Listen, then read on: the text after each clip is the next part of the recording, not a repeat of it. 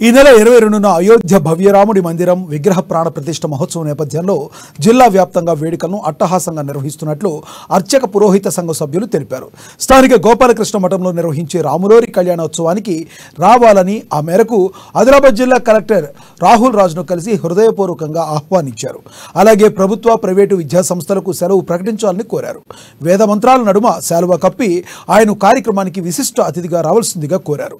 యావత్ దేశం మొత్తం ఎంతో ఆతృతగా ఎంతో ఉత్కంఠగా ఎదురు చూస్తున్న సువర్ణ ఘట్టాన్ని పురస్కరించుకుని అనేక ఆధ్యాత్మిక కార్యక్రమాలతో పాటు శోభాయాత్రలు మహా అన్నదాన కార్యక్రమాలు నిర్వహిస్తున్నట్టు వారు వివరించారు. మహోత్సవ కార్యక్రమం నిర్వహిస్తున్నారు. దానికి మీరు విశిష్ట అతిథిగా హాజరు కావాలని చెప్పేసి మనస్ఫూర్తిగా ప్రార్థన చేస్తున్నాం.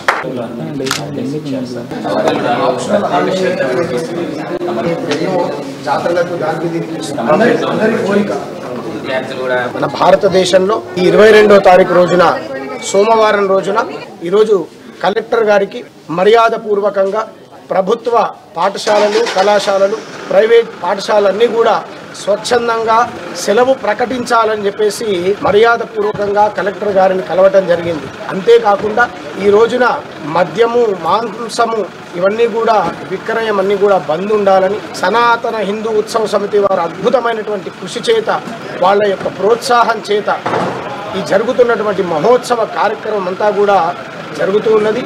కాబట్టి ప్రతి ఒక్కరు కూడా హిందూ బంధువులందరూ కూడా అన్ని ఆలయాలలో కూడా అద్భుతంగా రామాలయంలో ప్రతి ఆలయంలో కూడా ఉత్సవమైనటువంటి వాతావరణం నెలకొంది. దాని సందర్భంగా ఈరోజు ప్రభుత్వ పాఠశాలలు ప్రైవేట్ పాఠశాలలు కళాశాలలు అట్లాగే బంద్ ప్రకటించాలని సెలవు ఇవ్వాలని అట్లాగే ముస్లిం సోదరులు కూడా ప్రత్యేకమైనటువంటి విన్నపము వాళ్ళు కూడా స్వచ్ఛందంగా బంద్ చేయాలని చెప్పేసి సనాతన హిందూ ఉత్సవ